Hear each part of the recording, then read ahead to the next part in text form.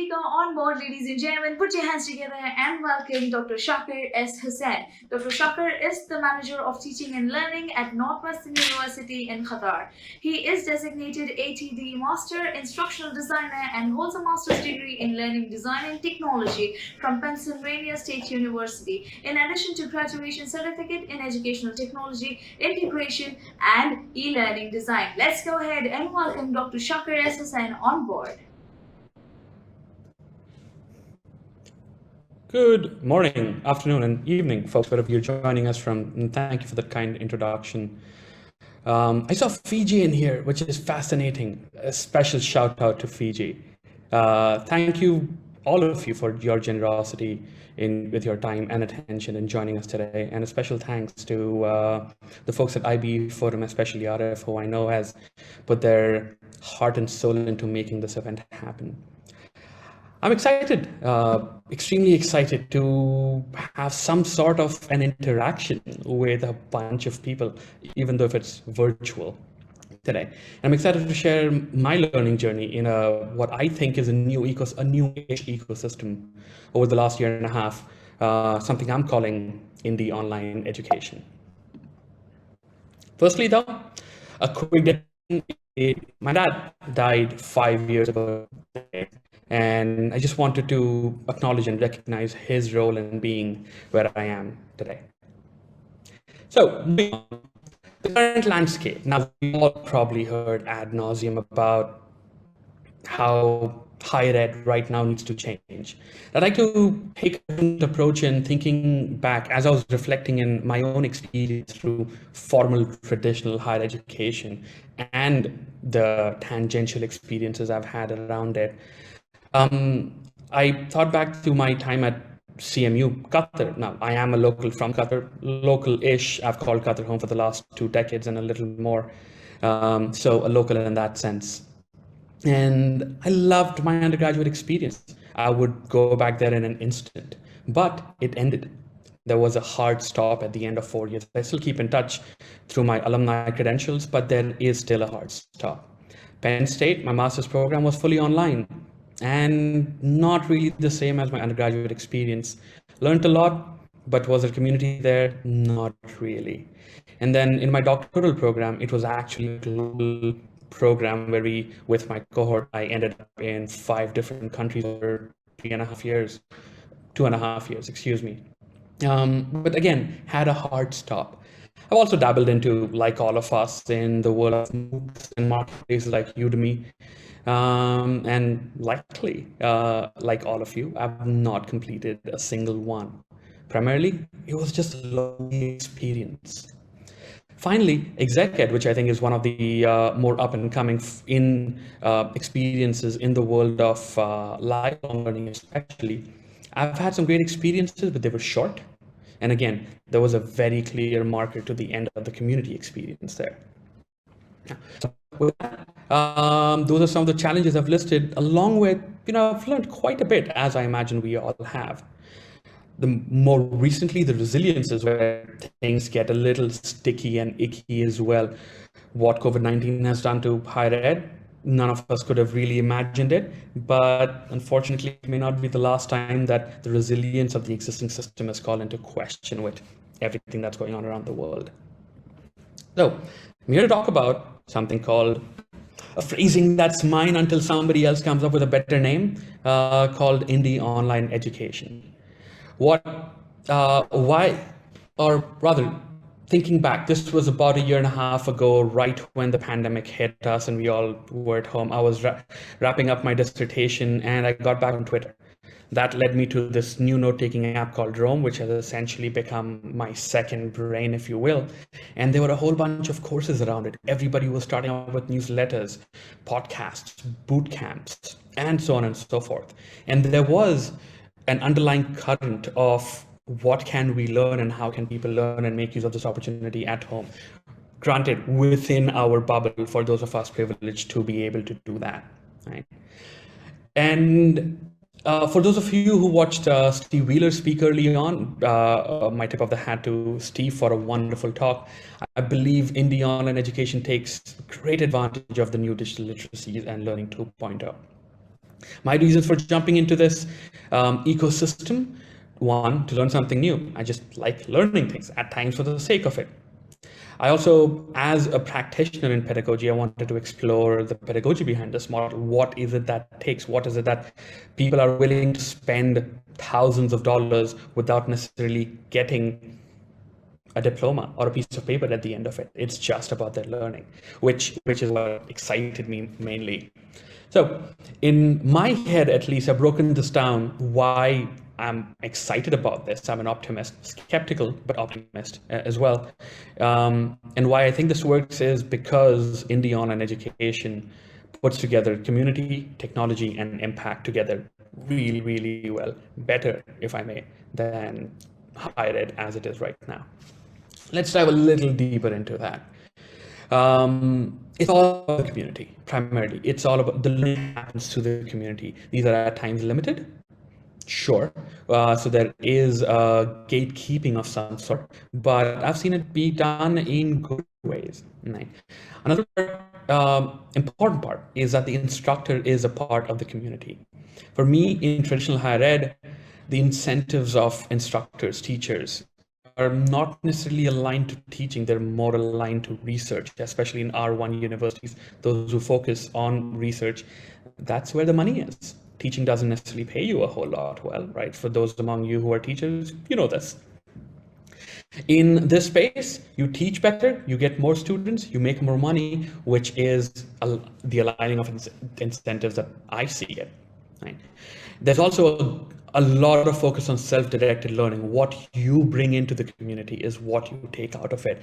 There is no free lunch. You're welcome to pay and come and just passively watch, listen, and you're not really going to get a whole lot out of it. And there's a good accountability measure, which I'll go to in a couple more slides later. There's self-accountability and peer-based accountability, and overall community-based accountability built into the model. Technology. We've all talked again ad nauseum once again about technology and what it has done during the time of COVID-19. It's been great, but these are all tools that were built for different contexts that we in higher ed have incorporated. I know this. I'm on the front lines of it with Northwestern. Right? What e-education does, in my opinion, is makes very intentional and thoughtful use of this technology. The community platforms merge right in with the learning management systems. There's new tools like Notion, Roam, Slack, Discord, or built in, which lead to an extremely thoughtful combination of synchronous and asynchronous modalities. Again, you get out of it what you put in. These resources, because they're technology, are available with you for the rest of your life. You can go back and watch these lectures as many times as you want. There are some of these programs that also let you be a student again throughout your life for as long as it exists, practically.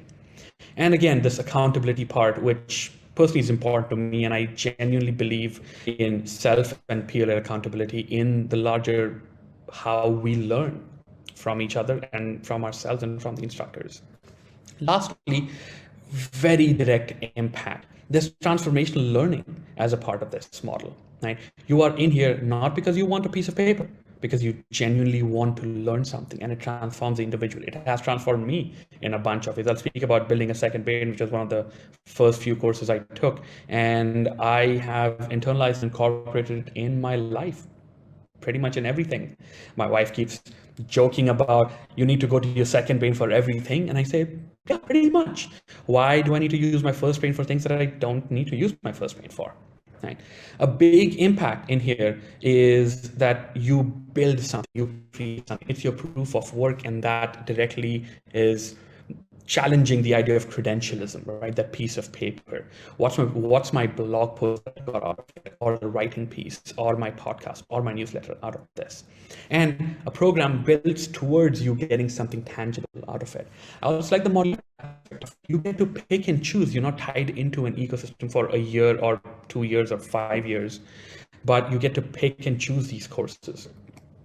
So going back to, because I spend half my time, or a little more than half my time, in the formal traditional higher ed world at Northwestern, and I've kind of been in this world for the last hour and a half. I got to thinking about what can higher ed learn from this new ecosystem, and the other way around, what can higher ed teach, right? Traditional higher ed has a rich body of knowledge and theory and history that allows indie online education to not recreate the wheel. There's a lot to learn from how people learn, what good teaching is, what good learning is. Implementation in higher ed, it's a whole different story, unfortunately, but the research exists. We know from Bloom's Two Sigma problem that individual attention just results in better learning than an instructor teaching to 30 or 40 people. How can that be implemented? And that's where the power of indie education comes in, because you can build from the bottom up for this. And innovative teaching practices that focus on teaching is something that indie online education can push back and teach formal higher education, if I may. Let me get some rap for it.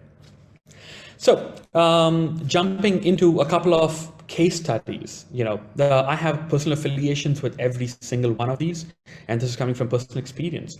I am currently a student or a fellow, as they call it, on deck. On deck is one of these new age, they like to call themselves that they're building the Stanford for the internet. They just raised $20 million about a couple months ago. Right?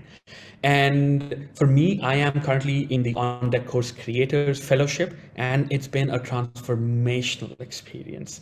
Here you'll be able to read what some other fellows from On Deck talk about. And think of it as a university with a bunch of master's level programs, maybe not that extensive.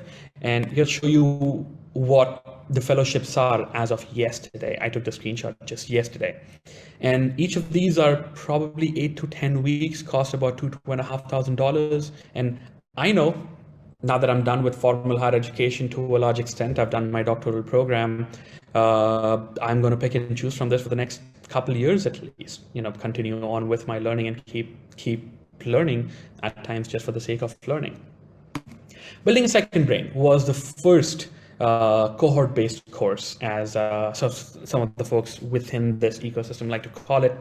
And while the idea of cohort-based course is not new, every single class that I took in undergrad was a cohort of 20, 25, 30 people, at times can go up to 800 or 1,000 people. For me, building a second brain gave me a taxonomy. I had been a productivity nerd for as long as I've known it. Building a second brain gave me a taxonomy for how to put this together, and I still use it. One of the core ideas behind this is the PARA system: projects, areas, resources, and archives. And for me, when I was building this talk, this was a project with a specific end date, and this is one of the things in the to-do list in that project for me. And I completed this, I have to point out, in September of 2020, and this cohort runs twice a year, and one is just ended last week, I believe.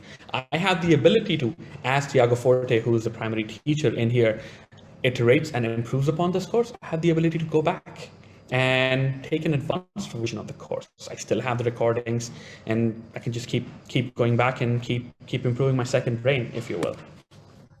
Finally, STOA School is reimagining business education, primarily in India.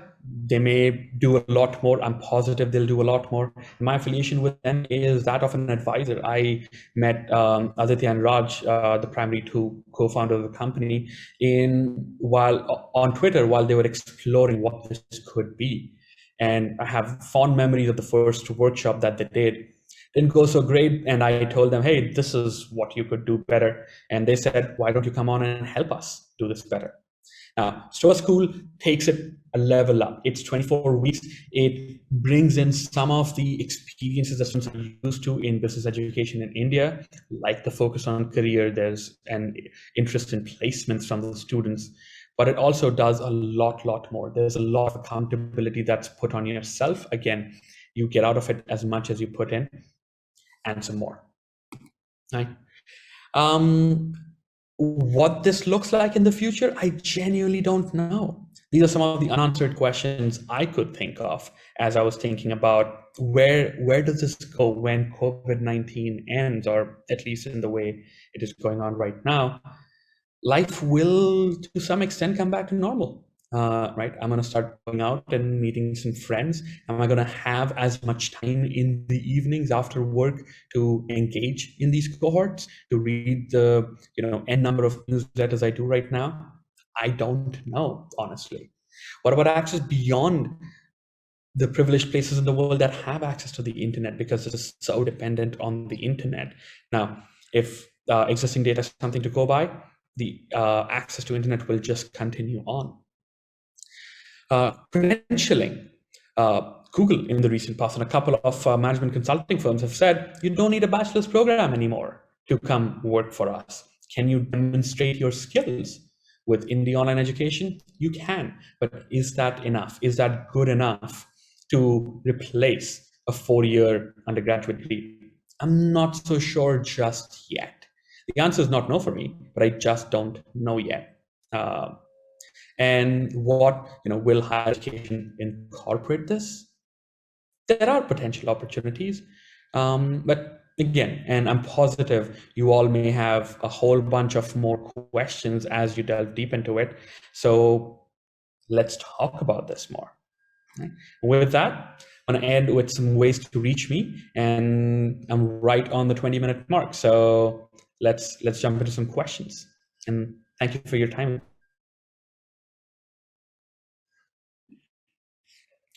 Right, let's jump on to some of the questions. I apologize, Ebenezer, I just saw the message that my internet is unstable. I hope it has improved over time. But let's jump to these questions, right? What are student perspectives on the impact of COVID-19 on higher education? From my interaction with students at Northwestern, they hate it. They absolutely hate. They call it Zoom University, probably likely without the acknowledgement to all the things that an institution is doing to make it better for them. But unfortunately, they don't see the larger picture because at times it's just not communicated well with them. What I've told a bunch of students that I've advised and mentored and spoken to is, if you can take a break, if you're privileged enough to take a break right now, take a break. This is a time as good as any, and potentially go and try some of these indie online courses that are available to you. Another question that I see here is, would dependency on learning approach to digitalization reduce post-COVID? I'm gonna take this question as, is there going to be less role of technology after COVID? Geez, I hope not. I really hope not. In my work at Northwestern, I had been pushing for our institution to use increasing amounts of technology over the last 4-5 years. That had been a part of my 6-year strategic plan. And what COVID-19 has done is it has accelerated it to a large extent. And I really hope it's not going to go back to what it used to be. On that note, though, I will add that the use of technology has to be intentional by the instructors, has to be pedagogically driven. There is a good amount of research that tells us what works and what does not work, and it has to be systematic. It can't really be, I'm going to throw this new tool at students and see what sticks. No, that is not a systematic approach at all. So I hope the dependency does not go away, and I hope we use it more, but in a more intentional and systematic way. What will happen next, and how can we manage the online education? Whoever figures the answer to that question out, I'm positive they will be worth a couple $1 million at the least. So I don't know. My crystal ball is, when I'm looking at it, is there is more democratization. Again, indie online education is one potential way to look at it, where individual students have more choice. They are able to push back against traditional higher ed as we see it. And some of the traditional players that aren't necessarily intentional about using technology may may start losing students, right? And that's just the invisible hand of the market, as Adam Smith would put it, is just playing its part. Right. What are some current challenges to reach out to developing countries when it comes to sharing top learning content through digitization? MOOCs were a great first step. I don't I don't think as badly about MOOCs as some of the other peers in the industry do. They have their own challenges, but I believe MOOCs were a great base to build upon. MOOCs told us what was possible by people just, I can log on to Coursera and take this amazing course in Intro to Python from University of London for free. That's fascinating. That for a student in India or in Pakistan or in Fiji, maybe, as long as you have good internet, that is a great starting step. I personally genuinely think that Indie online education builds on that, adds that community layer, which demonstrably increases what sticks, how much of learning really happens. Right. So that's my thought about what are the current challenges to reach out to developing countries. I also know that increasing access to the internet will be absolutely critical.